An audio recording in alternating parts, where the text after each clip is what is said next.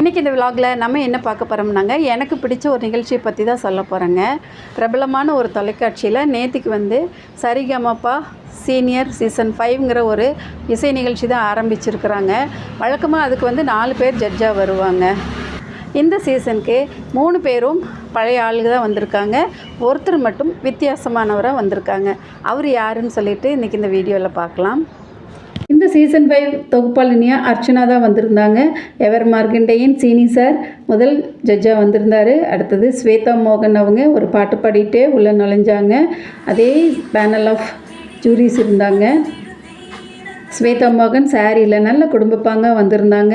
அடுத்தது போன சீசனில் வராமல் இந்த சீசனுக்கு விஜய் பிரகாஷ் சார் வந்திருந்தார். அவரும் எந்திரனில் ஒரு பாட்டு பாடிட்டே உள்ளே என்ட்ரி கொடுத்தாரு.